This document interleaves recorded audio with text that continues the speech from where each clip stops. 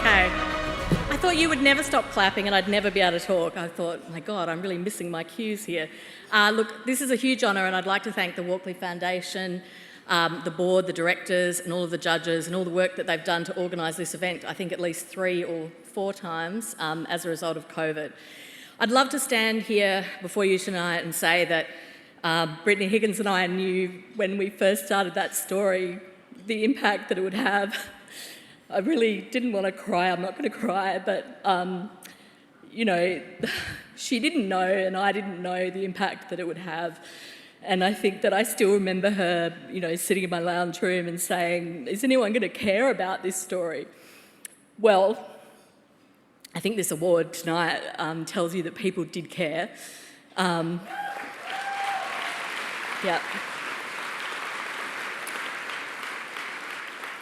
I do also need to say from the outset something that everybody in this room knows, which is that this is a matter that is before the courts and that there is a man who has pleaded not guilty.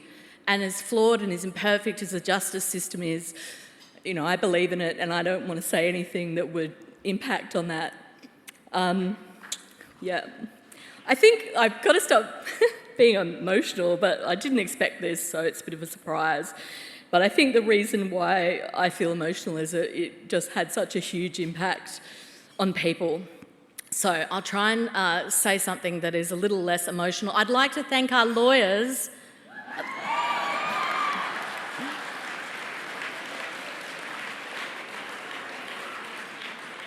I think if I wasn't a journalist, I would have quite liked to have been a lawyer, but I probably wouldn't have been very good at it. So at least with journalism, I do, hopefully in a good way, get to deal with lawyers. So I'd like to thank Michael Cameron and particularly Gina McWilliams,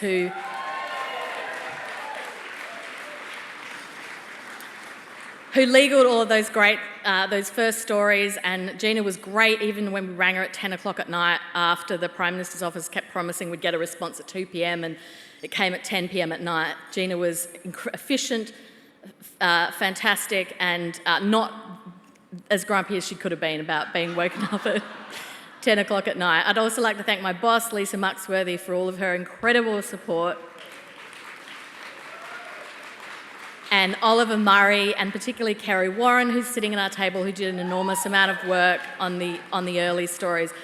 I'd like to thank my children, Bill, Ned and Matilda. My son, Ned, has texted me 4 or 5 times during tonight's event to ask me if the pepperoni pizza that I said I would order had arrived. I hope that it has arrived because he really was hassling me about that quite a bit. I hope that it's a great pizza. Look, a couple of other people I'd just like to thank is just, you know, everyone that I've worked with in Canberra over the years. I've learnt so much from them. There are too many people to name. I'd like to thank my friend Annabelle Crabb, who I've been mates with since I was at uni, and we really got into journalism together. In fact, believe it or not, I lent her a very poorly fitting suit for her first job application at the Advertiser, which she was blessedly successful. There's only one other person I think I would like to thank.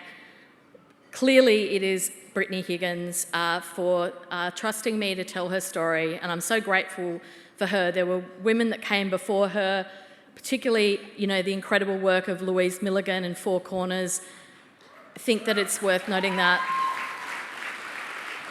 you know, Brittany Higgins was in part inspired by Rochelle Miller coming forward, and it's kind of really fascinating. You'd think that the fact that Rochelle Miller was kind of, you know, run down around the corridors would dissuade her from going public, but it actually had a sort of radicalising effect in a way, because she basically thought, well, if that's the way they're going to treat her, you know, thinking a lot more about the way that she perceived that she had been treated.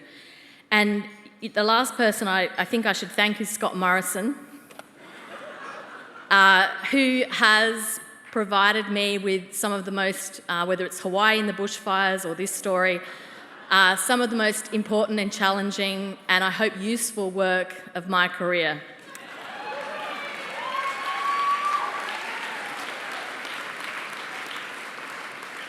I really hope I haven't forgotten anyone, but I didn't prepare a speech.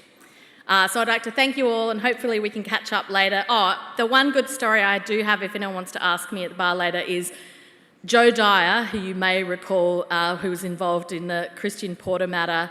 I went to university with her, and when I was editing the student newspaper in 1992, 30 years ago now, she threatened me with an injunction. And that was my first experience, I suppose, of journalism. It was a fantastic story about travel rorts involving the debating club. So I wasn't surprised to see her get legal these days, and we get along fine now, but it was really something getting hit by a threatened injunction at the age of 19 or something, I think I was. So you've heard enough from me. Thank you. I'm so appreciative. This is a great honour, and I'd like to thank Brittany Higgins. Thank you.